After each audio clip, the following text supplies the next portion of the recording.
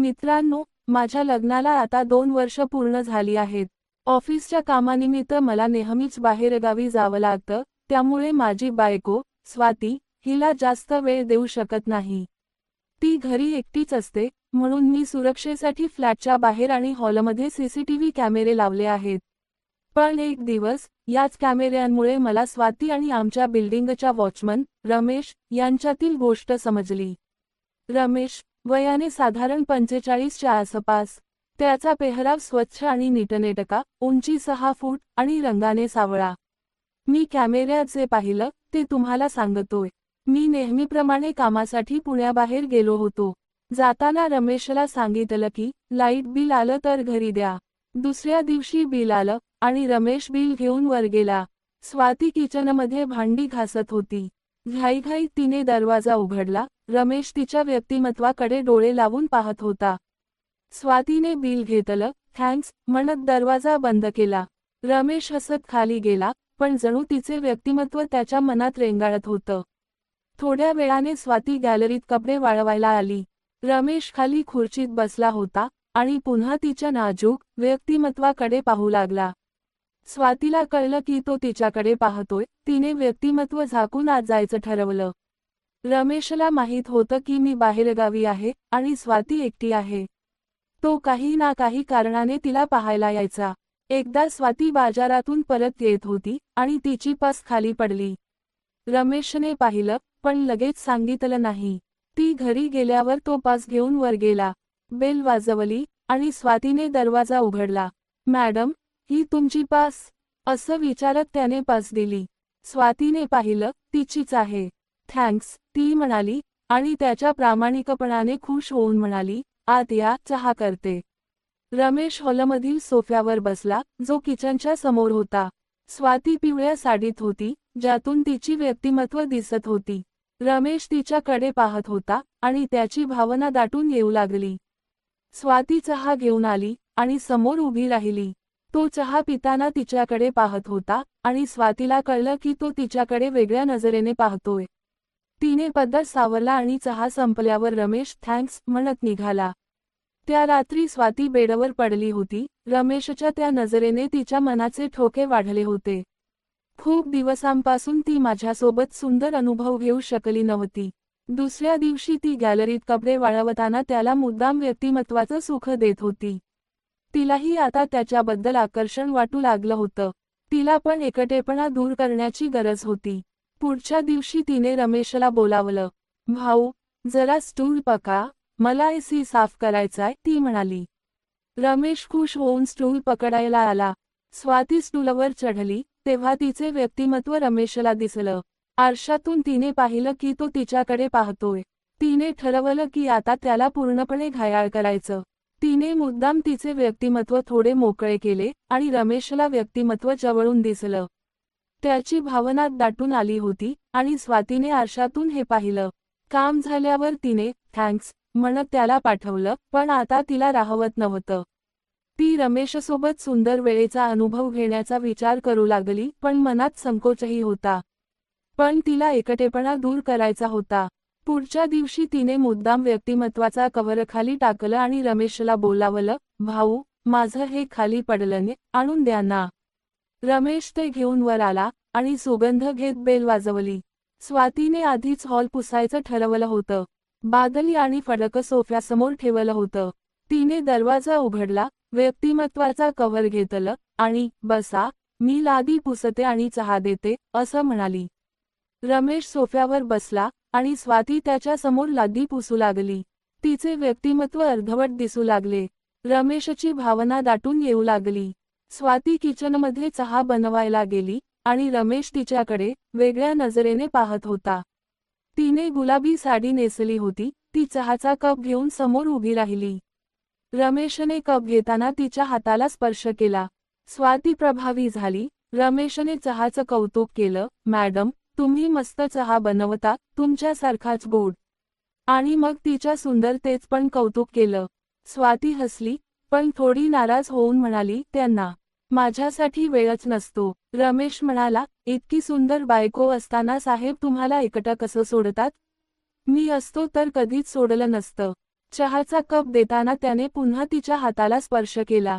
दोघेही प्रभावी झाले होते, पण हिंमत कोणाचीच होत नव्हती. स्वाती कप ठेवायला गेली आणि परत येऊन गप्पा मारू लागली.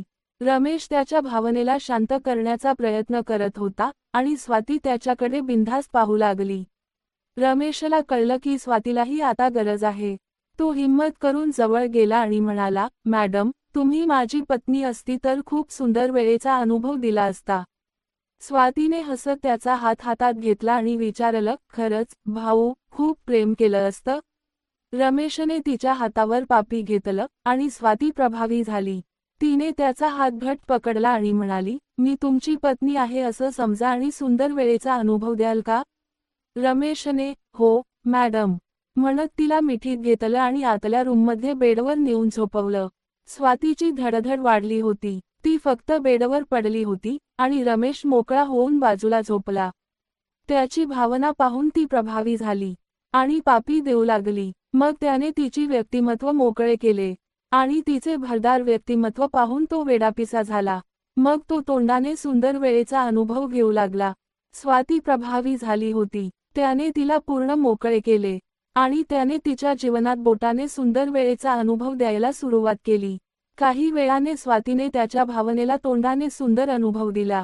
मग स्वाती म्हणाली, भाऊ, सुंदर वेळेचा अनुभव द्या ना. मग रमेशने त्याची भावना जीवनात टाकली आणि सुंदर वेळेचा अनुभव देऊ लागला. स्वाती आवाज करू लागली. तो सुंदर वेळेचा अनुभव देऊ लागला. स्वाती ओरडत होती. काही वेळाने त्याने जीवनातच रंगाच्या 5-6 पिचकाऱ्या सोडल्या. ती म्हणाली, अरे, हे तुम्ही काय केलं? माझे पती तर कित्येक दिवस झाले घरी आलेच नाहीत आणि माझं मन खूप अस्थिर झालं आहे. जर काही बिनसलं तर खूप अवघड होईल माझ्यासाठी. तो शांतपणे म्हणाला, पहा, मी एक उपाय सांगतो. तुम्ही तुमच्या पतीला फोन करा आणि त्यांना सांगा की काही तातडीचं कारण आहे, म्हणून लवकर घरी या. आणि जेव्हा ते येतील त्यांना तुम्ही सुंदर वेळेचा अनुभव घेऊ द्या, म्हणजे त्यांना जाणवेल की तुम्ही त्यांची किती वाट पाहत होतात. ती थोडंसं हसली आणि म्हणाली, वा, किती सुंदर विचार आहे तुमचा. मी आत्ताच माझ्या पतीला फोन करते. त्यांनी सांगितलं की 2 दिवस लागतील यायला. ती त्याला म्हणाली, या 2 दिवसांत तुम्ही मला असंच सुंदर वेळेचा अनुभव द्या, कारण नंतर माझं संपूर्ण आयुष्य माझ्या पतीसोबतच आहे. त्या 2 दिवसांत ते सुंदर वेळेचा अनुभव घेत राहिले. मग 2 दिवसांनी मी घरी आलो. ऑफिसच्या कामातून थकलेलो होतो, पण स्वातीने फोनवर सांगितलेलं तातडीचं कारण ऐकून मी लगेच निघालो होतो. घरी पोहोचताच मी बेल वाजवली. स्वातीने दरवाजा उघडला. ती गुलाबी साडीत खूप सुंदर दिसत होती. तिच्या चेहऱ्यावर एक वेगळीच चमक होती, जी मला बऱ्याच दिवसांनी दिसली. तिने मला मिठी मारली आणि म्हणाली, तुम्ही आलात, खूप बरं वाटलं. मी थोडा आश्चर्यचकित झालो, कारण ती इतकी उत्साही खूप काळाने दिसत होती. मी आत आलो आणि हॉलमधील सोफ्यावर बसलो. स्वाती किचनमध्ये गेली आणि माझ्यासाठी चहा घेऊन आली. ती माझ्यासमोर बसली आणि गप्पा मारू लागली. काय तातडीचं कारण होतं? मी विचारलं. ती हसली आणि म्हणाली, काही नाही, फक्त तुमची खूप आठवण येत होती. तुम्ही नेहमी बाहेरगावी असता, मला एकटं वाटतं. तिच्या बोलण्यात एक वेगळीच भावना होती, पण मी तेव्हा फारसं लक्ष दिलं नाही. मी म्हणालो, अगं, काम आहे ना, पण आता 2-3 दिवस मी घरीच आहे. ती ऐकून खुश झाली आणि म्हणाली, मग ठीक आहे, आज रात्री मी तुमच्यासाठी खास डिनर बनवते. रात्री डिनरला स्वातीने माझ्या आवडीचं सगळं बनवलं होतं, पनीर मसाला, चपाती आणि गुलाबजामुन. आम्ही गप्पा मारत जेवलो आणि मला जाणवलं की स्वाती आज खूपच प्रेमळ वागत होती. जेवण झाल्यावर ती माझ्याजवळ आली, माझा हात हातात घेतला आणि म्हणाली, तुम्ही खूप दिवसांनी घरी आलात, आज मला तुमच्यासोबत सुंदर वेळेचा अनुभव घालवायचाय. तिच्या डोळ्यांमध्ये एक वेगळीच चमक होती आणि मी तिच्या जवळ गेलो. आम्ही एकमेकांना मिठी मारली आणि ती मला बेडरूममध्ये घेऊन गेली. त्या रात्री आम्ही खूप सुंदर वेळेचा अनुभव घेतला, जणू आमच्या लग्नाच्या सुरुवातीच्या दिवसांसारखं. पण दुसऱ्या दिवशी सकाळी मला काहीतरी खटकलं. मी सीसीटीव्ही फुटेज तपासायचं ठरवलं, कारण स्वातीचं वागणं मला काहीसं वेगळं वाटत होतं. मी फुटेज पाहायला सुरुवात केली आणि माझ्या पायाखालची जमीनच सरकली. रमेश आणि स्वाती यांच्यातील सर्व गोष्टी, त्याचं तिच्याकडे पाहणं, तिचं मुद्दाम व्यक्तिमत्व दाखवणं, त्यांचे गप्पा आणि शेवटी त्या रात्रीचं सगळं, सर्व काही कॅमेऱ्यात कैद झालं होतं. माझं डोकं गरगरायला लागलं. मला विश्वासच बसत नव्हता की स्वाती असं काही करू शकेल. मी स्वातीला हॉलमध्ये बोलावलं. ती हसत हसत आली, पण माझा चेहरा पाहून तिचं हसू गायब झालं. मी तिला थेट विचारलं, स्वाती, रमेशसोबत काय चाललंय? ती एकदम गोंधळली. काय म्हणताय तुम्ही? ती म्हणाली, पण तिचा आवाज थरथरत होता. मी तिला सीसीटीव्ही फुटेज दाखवलं. ती पाहून ती पूर्णपणे खचली. ती रडायला लागली आणि म्हणाली, मला माफ करा. मी खूप एकटी होते. तुम्ही नेहमी बाहेर असता. मला कोणीतरी हवं होतं जो माझ्याशी बोलावं, मला समजून घ्यावं. रमेशने माझी मदत केली आणि मी भावनेच्या भरात वाहवत गेले. तिचे डोळे आणि रडणं पाहून माझं मन थोडं शांत झालं, पण माझा राग आणि दुःख अजूनही कमी झालं नव्हतं. मी तिला म्हणालो, स्वाती, तू माझा विश्वास तोडलास. पण मला हे पण समजतं की मी तुला पुरेसा वेळ दिला नाही. पण याचा अर्थ असा नाही की तू असं काही करावं. ती रडत रडत माझ्या पाया पडली आणि माफी मागू लागली. मला आणखी एक संधी द्या, मी पुन्हा असं कधीच करणार नाही, ती म्हणाली. मी खूप विचार केला. माझं मन म्हणत होतं की तिला सोडून द्यावं, पण माझं मन तिला माफ करायला तयार होतं. आमचं लग्न, आमची 2 वर्षांची आठवण आणि तिची खरी पश्चातापाची भावना पाहून मी तिला एक संधी द्यायचं ठरवलं. मी तिला म्हणालो, स्वाती, मी तुला माफ करतो, पण यापुढे असं काही झालं तर मी तुला कधीच माफ करणार नाही. आणि रमेशला इथून हटवायला सांगतो. मी त्या दिवशीच बिल्डिंगच्या सेक्रेटरीला बोलावलं आणि रमेशला दुसऱ्या बिल्डिंगमध्ये ट्रान्सफर करायला सांगितलं. रमेशला मी थेट काही बोललो नाही, पण त्याला कळलं होतं की मला सगळं माहीत आहे. तो चुपचाप दुसऱ्या बिल्डिंगमध्ये गेला. स्वाती आणि मी ठरवलं की आम्ही आमचं नातं पुन्हा नव्याने सुरू करू. मी माझ्या ऑफिसला सांगितलं की यापुढे मी जास्त बाहेरगावी जाणार नाही आणि स्वातीला वेळ देईन. पहिले काही दिवस खूप छान गेले. मी घरी येताच स्वाती मला मिठी मारायची, आम्ही गप्पा मारायचो, एकत्र जेवायचो आणि रात्री सुंदर वेळ घालवायचो. तिच्या चेहऱ्यावरची ती चमक परत आली होती. पण मनात कुठेतरी एक शंका राहिलीच होती. मी सीसीटीव्ही कॅमेरे अधिक अपग्रेड केले आणि ते आता माझ्या मोबाईलवर रिअल टाइम पाहता येत होते. मी स्वातीला याबद्दल सांगितलं नव्हतं, कारण मी तिच्यावर विश्वास ठेवायचा प्रयत्न करत होतो. एक दिवस मी ऑफिसमध्ये होतो आणि स्वातीने मला मेसेज केला, तुम्ही लवकर या ना, आज मी स्पेशल बनवते. मी हसून रिप्लाय केला, पण दुपारी मला एक मेल आला की मला मुंबईला एक मीटिंगसाठी जावं लागेल, 2 दिवसांसाठी. मी स्वातीला फोन केला आणि सांगितलं. तिच्या आवाजात थोडी निराशा होती, पण ती म्हणाली, ठीक आहे, पण लवकर या. मी निघालो, पण मनात एक भीती होती. रमेशला ट्रान्सफर झालं होतं, पण नवीन वॉचमन आला होता, त्याचं नाव विजय. विजय 35 वर्षांचा, सडपातळ बांधा, गोरा रंग आणि नेहमी हसतमुख. मी त्याला सांगितलं की स्वातीची काळजी घ्या. मुंबईत मी हॉटेलमध्ये पोहोचलो. रात्री मी सीसीटीव्ही चेक केला. स्वाती एकटीच टीव्ही पाहत होती. मी शांत झालो. दुसऱ्या दिवशी मी मीटिंगमध्ये व्यस्त होतो. दुपारी स्वातीचा फोन आला, तुम्ही कधी येणार? मला एकटी वाटते. मी म्हणालो, उद्या सकाळी. ती हसली. पण रात्री मी सीसीटीव्ही पाहिला आणि मला धक्का बसला. विजय फ्लॅटच्या बाहेर उभा होता आणि स्वाती गॅलरीत कपडे वाळवत होती. विजय खालीहून तिच्याकडे पाहत होता. स्वातीला कळलं, पण तिने काही केलं नाही. मी विचार केला, कदाचित मी अतिविचार करतोय. मी घरी परतलो. स्वातीने मला गरमागरम चहा दिला. मी तिला मिठी मारली. त्या रात्री आम्ही पुन्हा सुंदर वेळेचा अनुभव घेतला. पण माझ्या मनात शंका वाढत होती. मी ठरवलं की मी स्वातीला अधिक वेळ देईन. आम्ही वीकेंडला फिरायला जायचं ठरवलं. गोव्याला गेलो. तिथे बीचवर फिरताना स्वाती खूप खुश दिसत होती. आम्ही हातात हात घालून चाललो. रात्री हॉटेलमध्ये आम्ही वेगवेगळ्या पद्धतीने सुंदर वेळेचा अनुभव घालवला. तुम्ही मला सोडू नका कधी, ती म्हणाली. मी हसून म्हणालो, कधीच नाही. पण घरी परतल्यावर मी ऑफिसच्या कामात व्यस्त झालो. 1 महिन्यानंतर मला पुन्हा बाहेर जावं लागलं. यावेळी दिल्लीला 3 दिवसांसाठी.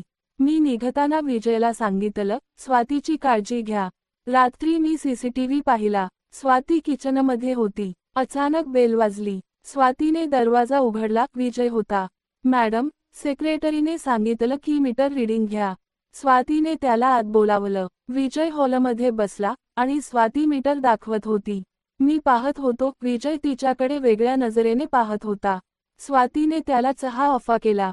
ते गप्पा मारू लागले. साहेब नेहमी बाहेर असतात, तुम्हाला एकटं वाटत असेल, विजय म्हणाला. स्वाती हसली. हो, पण सवय झाली. मी रागात होतो, पण काही करू शकलो नाही. दुसऱ्या दिवशी मी सीसीटीव्ही पाहिला. स्वाती गॅलरीत होती आणि विजय खाली येऊन तिला सिग्नल देत होता.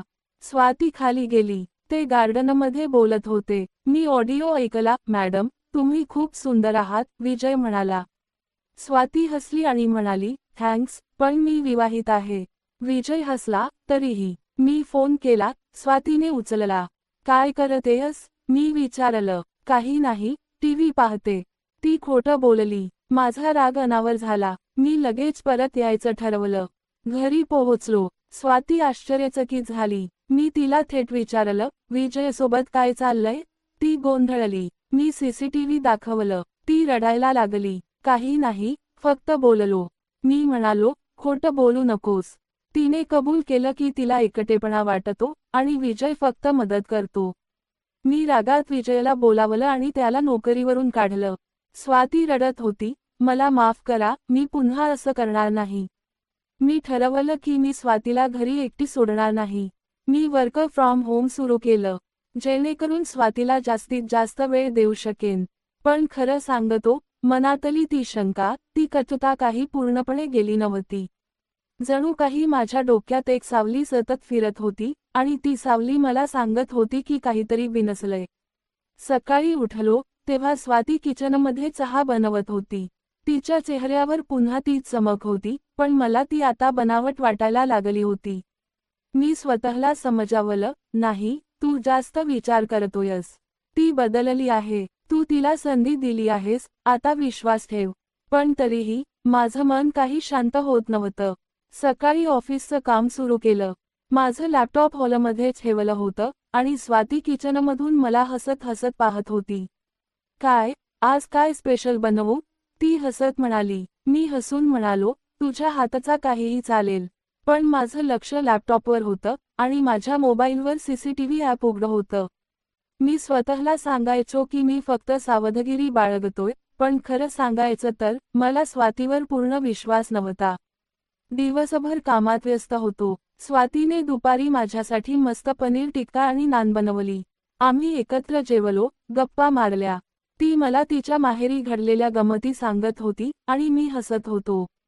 पण माझ्या डोक्यात एक विचार सतत येत होता, विजय आणि ती गार्डनमध्ये काय बोलत होते? ती खोटं का बोलली? मला का सांगितलं नाही? मी स्वतःला समजावलं की ती फक्त मैत्री म्हणून बोलली असेल, पण माझ्या मनातली शंका कमी होत नव्हती. संध्याकाळी स्वाती म्हणाली, चला, थोडं फिरायला जाऊया. मला घरात कंटाळा आलाय. मी म्हणालो, ठीक आहे, चल. आम्ही जवळच्या पार्कमध्ये गेलो. तिथे बरेच लोक फिरत होते. मुलं खेळत होती आणि काही जोडपी हातात हात घालून चालत होती. स्वाती माझा हात घट्ट पकडून चालत होती आणि तिच्या चेहऱ्यावर एक वेगळीच शांती दिसत होती. मी विचार केला, कदाचित मी खरंच जास्त विचार करतोय. ती खरंच बदलली आहे. पण त्या रात्री, जेव्हा आम्ही घरी परतलो, तेव्हा मला एक विचित्र गोष्ट जाणवली. माझ्या मोबाईलवर सीसीटीव्ही ॲपवर एक नोटिफिकेशन आलं होतं. मी ते उघडलं आणि माझ्या पायाखालची जमीन सरकली. दुपारी 2 वाजता, जेव्हा मी माझ्या लॅपटॉपवर कॉन्फरन्स कॉलवर होतो, तेव्हा स्वाती गॅलरीत गेली होती. तिथे ती कोणाशी तरी फोनवर बोलत होती. तिचा आवाज स्पष्ट ऐकू येत नव्हता, पण ती हसत होती आणि तिच्या चेहऱ्यावर एक वेगळीच उत्साहाची लहर दिसत होती. ती म्हणत होती, हो, तो आता घरीच असतो. पण मला तुझी खूप आठवण येते. माझं मन धडधडायला लागलं. ती कोणाशी बोलत होती? विजय का, की कोणीतरी दुसरं? मी स्वातीला विचारायचं ठरवलं, पण थेट नाही. मी तिला हसत हसत म्हणालो, स्वाती, आज दुपारी तू कोणाशी फोनवर बोलत होतीस? मला ऐकू आलं तू गॅलरीत बोलत होतीस. ती एकदम गोंधळली. तिच्या चेहऱ्यावरचा रंग उडाला. ती म्हणाली, काय? अरे, माझी मैत्रीण, पूजा, तिचा फोन आला होता. ती मला तिच्या मुलाच्या बर्थडेबद्दल सांगत होती. मी हसून म्हणालो, अच्छा, ठीक आहे. पण मला माहीत होतं की ती खोटं बोलत होती. पूजाचा मुलगा अजून 1 वर्षाचा पण झाला नव्हता, मग बर्थडे कसला? त्या रात्री मी झोपलो नाही. माझं डोकं सतत त्या फोन कॉलभोवती फिरत होतं.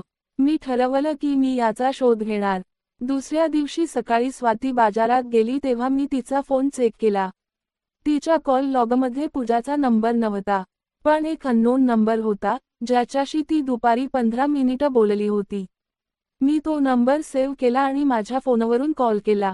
पण तो स्विच ऑफ होता. माझा संशय आता पक्का झाला होता. स्वाती परत आली तेव्हा मी तिला काहीच बोललो नाही, पण माझ्या डोक्यात एक योजना तयार होत होती. मी माझ्या एका जुन्या मित्राला, रोहनला, फोन केला. रोहन एक प्रायव्हेट डिटेक्टिव्ह आहे. मी त्याला सगळं सांगितलं, रमेशचं प्रकरण, विजयचं प्रकरण, आणि आता हा अननोन नंबर. रोहन म्हणाला, काळजी करू नको, मी याचा शोध घेतो. तू स्वातीवर नजर ठेव, आणि काही संशयास्पद दिसलं तर मला सांग. मी त्याला तो नंबर दिला, आणि त्याने तपास सुरू केला. पुढचे काही दिवस मी स्वातीवर नजर ठेवायला सुरुवात केली. ती जेव्हा गॅलरीत जायची, तेव्हा मी सीसीटीव्हीवर पाहायचो. एकदा ती पुन्हा त्या अननोन नंबरवर बोलत होती. ती हळूच बोलत होती, पण मी तिचे शब्द ऐकले. हो, तो आता घरीच आहे. पण मी तुला भेटायला येईन.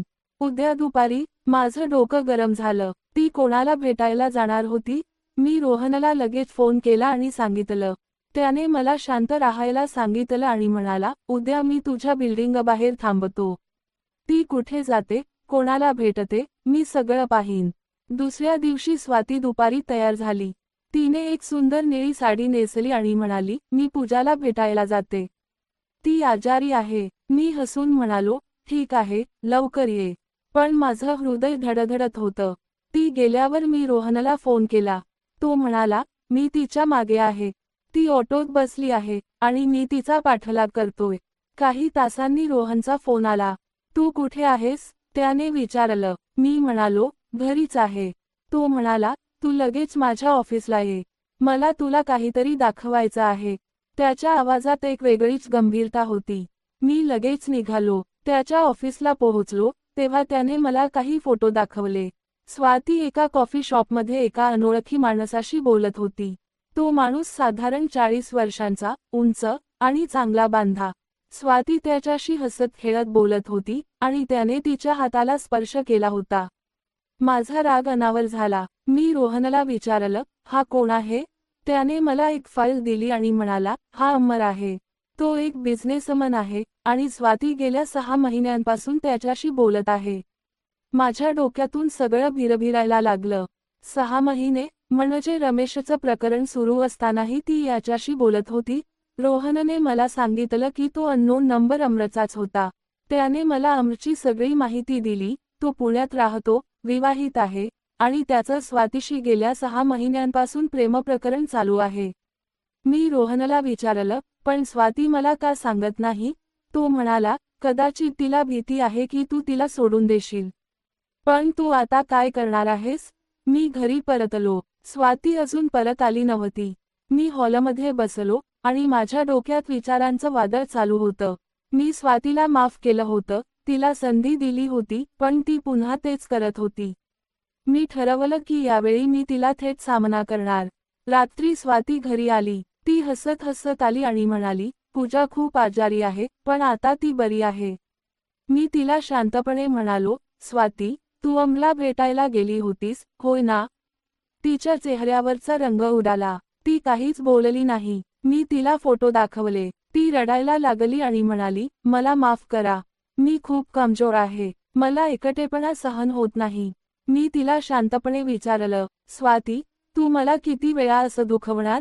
मी तुला माफ केलं, तुझ्यासाठी माझं काम बदललं, पण तू पुन्हा तेच केलंस. ती रडत रडत माझ्या पाया पडली. मला आणखी एक संधी द्या. मी अमरशी सगळं संपवलं आहे. मी फक्त तुझ्यासोबत राहीन, ती म्हणाली. पण यावेळी माझं मन कठोर झालं होतं. मी तिला म्हणालो, स्वाती, मला वेळ हवाय. मला विचार करायचाय. त्या रात्री मी झोपलो नाही. माझ्या डोक्यात सतत ती फोटो आणि तिचे शब्द घुमत होते. दुसऱ्या दिवशी मी रोहनला फोन केला आणि सांगितलं, मला अमरशी बोलायचं आहे. रोहनने मला त्याचा पत्ता दिला. मी अम्रच्या ऑफिसला गेलो. तो एका मोठ्या इम्पोर्ट एक्सपोर्ट कंपनीत काम करत होता. मी त्याला थेट भेटलो आणि सांगितलं, स्वाती माझी बायको आहे. तू तिच्याशी काय नातं ठेवलंस? अमर शांतपणे म्हणाला, मला माहीत होतं की ती विवाहित आहे. पण ती मला सतत फोन करायची, भेटायला बोलवायची. मी तिच्याशी फक्त मैत्री म्हणून बोलत होतो. त्याच्या बोलण्यात खोटं होतं, पण मी त्याला काहीच बोललो नाही. मी फक्त म्हणालो, यापुढे तिच्याशी संपर्क ठेवू नकोस. घरी परतलो, तेव्हा स्वाती माझी वाट पाहत होती. ती रडत रडत म्हणाली, तू अमरला भेटलास? मी होकार दिला. ती म्हणाली, मला माफ कर. मी त्याच्याशी आता कधीच बोलणार नाही. मी तिला काहीच बोललो नाही. माझं मन खूप दुखावलं होतं. मी ठरवलं की मी स्वातीला अजून एक संधी देईन, पण यावेळी काही नियम ठरवेन. मी तिला सांगितलं, स्वाती, मी तुला माफ करतो, पण यापुढे तू मला सगळं सांगितलं पाहिजे. आणि तुझा फोन मी चेक करेन. ती मान्य झाली. पुढचे काही महिने सगळं ठीक चाललं. स्वाती माझ्यासोबत खूप प्रेमळ वागायची. आम्ही विकेंडला बाहेर जायचो, एकत्र सिनेमे पाहायचो आणि रात्री सुंदर वेळ घालवायचो. पण माझ्या मनातली शंका काही पूर्णपणे गेली नव्हती. मी तिचा फोन अधूनमधून चेक करायचो आणि सीसीटीव्हीवर नजर ठेवायचो. एकदा रात्री, जेव्हा स्वाती झोपली होती, तेव्हा तिच्या फोनवर एक मेसेज आला. मी फोन उघडला, तो एका नवीन नंबरवरून होता. मेसेज होता, उद्या दुपारी 3 वाजता, नेहमीच्या जागी. माझं मन पुन्हा धडधडायला लागलं. हा नंबर कोणाचा होता? अमरचा, की कोणीतरी नवीन? मी रोहनला फोन केला आणि सांगितलं. त्याने मला शांत राहायला सांगितलं आणि म्हणाला, उद्या मी त्या जागी जाईन. तू घरीच थांब. दुसऱ्या दिवशी स्वाती दुपारी तयार झाली आणि म्हणाली, मी मॉलमध्ये जाते, थोडं शॉपिंग करायचं आहे. मी हसून म्हणालो, ठीक आहे, लवकर ये. पण माझं मन आतून धडधडत होतं. रोहनने मला संध्याकाळी फोन केला आणि सांगितलं, तू लगेच माझ्या ऑफिसला ये. मी गेलो, आणि त्याने मला एक व्हिडिओ दाखवला. स्वाती एका हॉटेलच्या रूममध्ये एका अनोळखी माणसाशी होती. तो माणूस अमर नव्हता, तो कोणीतरी नवीन होता. रोहन म्हणाला, हा विक्रम आहे. तो स्वातीच्या कॉलेजचा मित्र आहे. ते गेल्या काही आठवड्यांपासून भेटत आहेत. माझं डोकं सुन्न झालं. स्वाती पुन्हा तेच करत होती. मी किती वेळा तिला माफ करणार?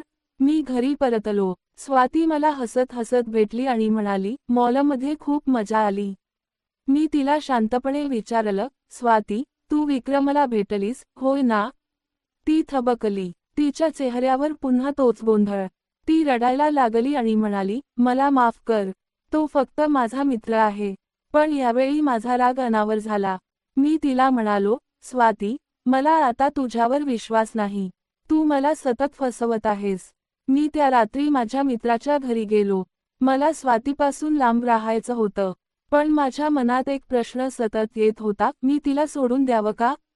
की अजून एक संधी द्यावी? दुसऱ्या दिवशी सकाळी, मला स्वातीचा फोन आला. ती रडत होती. मला माफ कर, मला तुझ्याशिवाय जगता येणार नाही, ती म्हणाली. मी तिला काहीच बोललो नाही. मी रोहनला फोन केला आणि सांगितलं, मला स्वातीच्या सगळ्या हालचाली माहिती हव्या आहेत. ती कोणाला भेटते, काय करते, सगळं. रोहनने पुढचे काही आठवडे स्वातीवर नजर ठेवली. त्याने मला सांगितलं की स्वाती आता कोणालाही भेटत नाही. ती फक्त घरीच असते, आणि तिचा फोनही फार वापरत नाही. मी विचार केला, कदाचित ती खरंच बदलली आहे. मी घरी परतलो. स्वातीने मला मिठी मारली आणि म्हणाली, मी आता कधीच तुला दुखवणार नाही. मी तिला माफ केलं, पण माझ्या मनातली शंका अजूनही होती. 1 महिन्यानंतर, मला एक अननोन नंबरवरून मेसेज आला. त्यात एक फोटो होता, स्वाती आणि विक्रम एका रेस्टॉरंटमध्ये हसत हसत बसले होते. मेसेजमध्ये लिहिलं होतं, तुझी बायको अजूनही तेच करते. मी स्वातीला फोटो दाखवला. ती रडायला लागली आणि म्हणाली, हा फोटो जुना आहे. मी आता विक्रमशी बोलत नाही. पण मी आता थकलेलो होतो. मी तिला म्हणालो, स्वाती, मला आता तुझ्यावर विश्वास नाही. आपण वेगळं होऊया. त्या रात्री स्वाती खूप रडली. ती माझ्या पाया पडली, पण मी माझा निर्णय बदलला नाही. मी माझ्या वकिलाशी बोललो आणि घटस्फोटासाठी कागदपत्र तयार करायला सांगितलं. पण दुसऱ्या दिवशी सकाळी, जेव्हा मी उठलो, तेव्हा स्वाती घरात नव्हती. तिने मला एक पत्र लिहिलं होतं, मला माफ कर. मी तुला खूप दुखवलं. मी जाते, पण मला नेहमी तुझी आठवण येईल. तिचा फोन स्विच ऑफ होता. मी रोहनला फोन केला आणि सांगितलं, स्वाती गायब आहे. तिला शोध. रोहनने तपास सुरू केला. त्याने मला सांगितलं की स्वाती पुण्यात नाही. ती कदाचित मुंबईला गेली आहे. मी स्वतःला दोष द्यायला लागलो, कदाचित मी तिला अजून एक संधी द्यायला हवी होती. पण माझ्या मनातली शंका आणि राग मला शांत राहू देत नव्हता. रोहनने मला 1 आठवड्याने फोन केला आणि सांगितलं, स्वाती सापडली आहे. ती मुंबईत एका हॉटेलमध्ये आहे. मी लगेच मुंबईला निघालो. हॉटेलला पोहोचलो, तेव्हा स्वाती एकटीच रूममध्ये होती. ती मला पाहून रडायला लागली. मला माफ कर. मित्रांनो, पुढचा भाग पाहायचा असेल तर आताच भाग 2 असं कमेंट करा. आणि हो, या व्हिडिओला लाईक करणं विसरू नका. जर आपल्या या व्हिडिओला 500 लाईक्स मिळाले तर मी भाग 2 लगेच घेऊन येणार आहे. मग चला, पटकन लाईक करा, कमेंट करा आणि भेटूया लवकरच पुढच्या भागात. धन्यवाद.